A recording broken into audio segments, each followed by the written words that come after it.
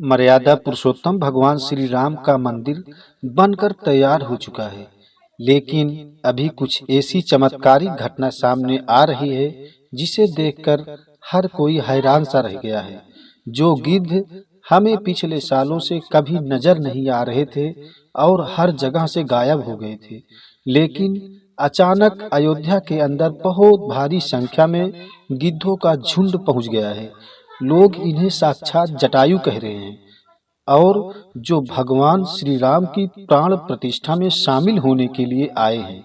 लोगों को हैरानी इसलिए है क्योंकि जो गिद्ध की प्रजाति विलुप्त होने की कगार पर है, साल 2000 के बाद इतनी बड़ी संख्या में कहीं पर नजर नहीं आए और इतनी बड़ी संख्या में अयोध्या पहुंच जाना वाकई में भगवान श्री राम का चमत्कार है। और यह खबर जब मीडिया के अंदर पहुंची तब सब जगह भगवान श्री राम के चमत्कार की चर्चा होने लगी। इस चमत्कार को आज साइंटिस्ट भी मान रहे हैं। आज के इस वीडियो में भगवान श्री राम के मंदिर बनते वक्त हुए इसे वह चमत्कार बताएंगे जिसे सुनकर आप भी चौंक जाएंगे। आखिर क्यों जो नेपाल से दो शिलाएं लाई गई थी जिसे भगवान श्री राम की मूर्ति बनाई जानी थी, लेकिन उनसे मूर्ति न बनाकर दूसरे पत्थरों को लाया गया। वीडियो शुरू करें उससे पहले जय श्री राम जरूर लिख दें और चैनल पर नए हो तो चैनल को सब्सक्राइब कर दें और बेल आइकन को जरूर दबाएं। चलिए शुरू करते हैं आज का वीडियो। दोस्तों, जिस मौके पर आज पूरी दुनिया बड़ी बेसब्री से इंतजार कर रही थी, अब वह घड़ी आ गई है। वर्षों का इंतजार खत्म होने जा रहा है। अयोध्या में प्रभु श्री राम का मंदिर बनकर तैयार हो चुका है और 22 जनवरी 2024 दिन मंगलवार को रामलला की प्राण प्रतिष्ठा की जाएगी। लेकिन उससे पहले ही चमत्कार के ऊपर चमत्कार देखने को मिल रहे हैं। सबसे पहला चमत्कार तब हो गया जब जटायु के वंशज गिद्ध आसमान में उड़ते हुए दिखाई देने लगे। यहाँ तक श्री राम के भक्त यह मान रहे हैं कि इन्हें भगवान राम के प्राण प्रतिष्ठा में आए मेहमान मान रहे हैं, क्योंकि पिछले कुछ साल में यह प्रजाति विलुप्त सी हो गई थी। लेकिन राम मंदिर की प्राण प्रतिष्ठा नजदीक आते ही अयोध्या के आसपास बड़ी संख्या में गिद्ध आ पहुंचे हैं।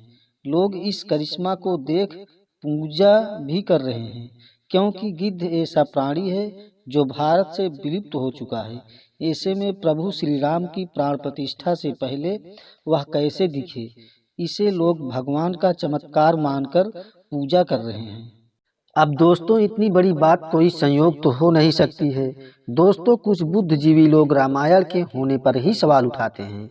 उन लोगों का मानना है कि असल में यह एक कहानी थी, मगर दोस्तों आज भी रामायण से जुड़े हुए कई सारे ऐसे सबूत हैं। भगवान राम ने लंका जाते समय जो पुल बनाया था वह आज भी मौजूद है। उसे वैज्ञानिक ने भी माना है। वैज्ञानिकों ने उसे देखकर कह दिया यह कोई प्राकृतिक नहीं है, बल्कि यह इंसानों द्वारा बनाया गया पुल है। और जिस जगह पर पुल बनाया गया था वह आज भी उसी जगह पर मौजूद है।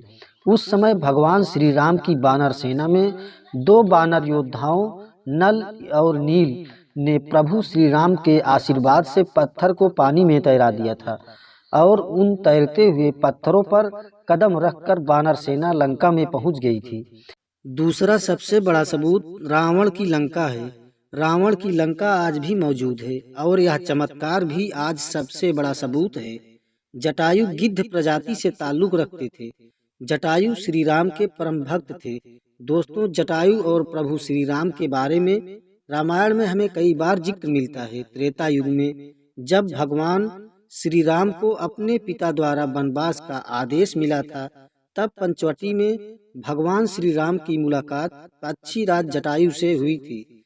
पक्षीराज जटायु माता सीता को अपनी पुत्री के समान मानते थे।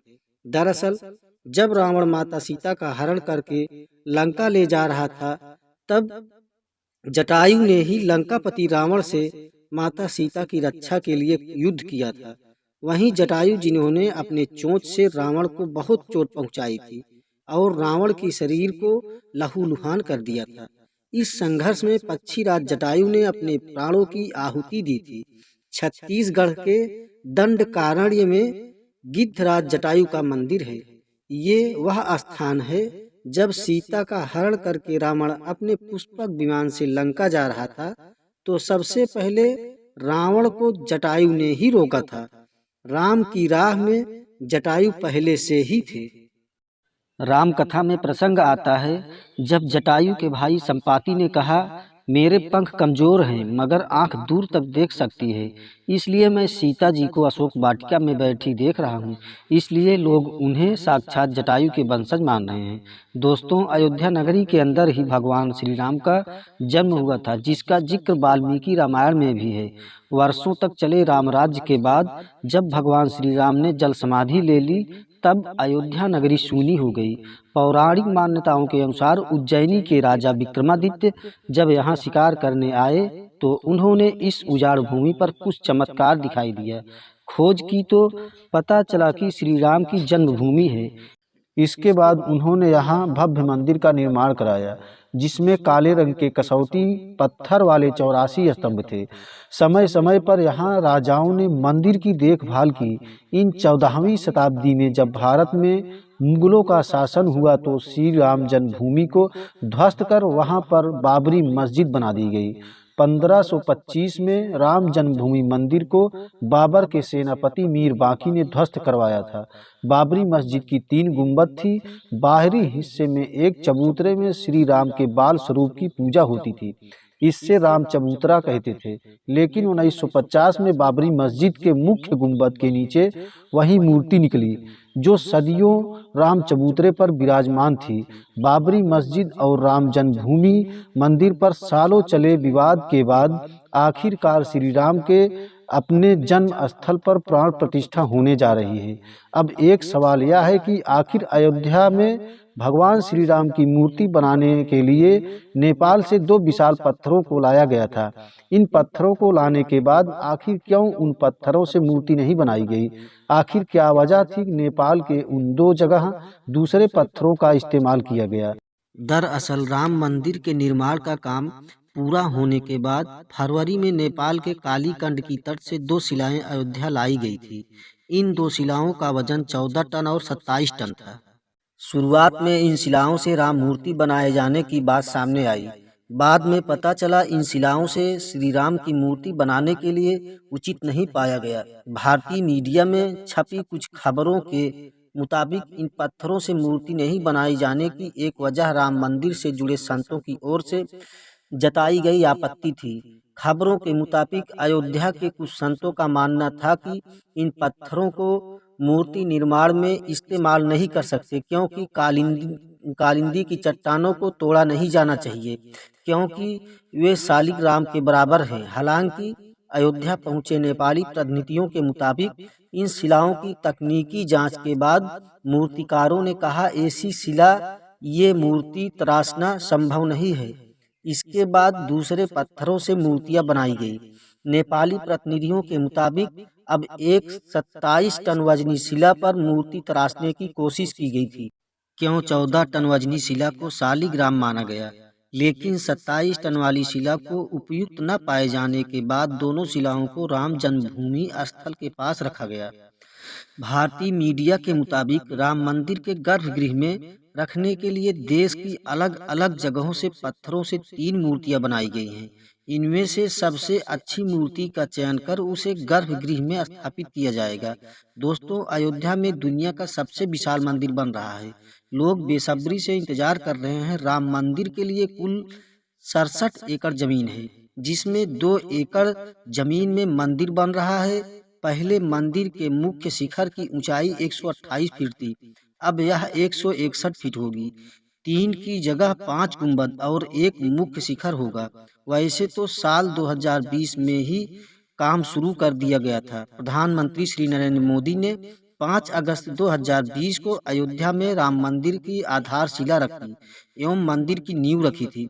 साल 1992 में बाबरी मस्जिद को ढहा दिया गया था, जिसके बाद हिंदू और मुस्लिम पक्ष के बीच इलाहाबाद हाई कोर्ट से लेकर सुप्रीम कोर्ट तक लंबी कानूनी लड़ाई चली।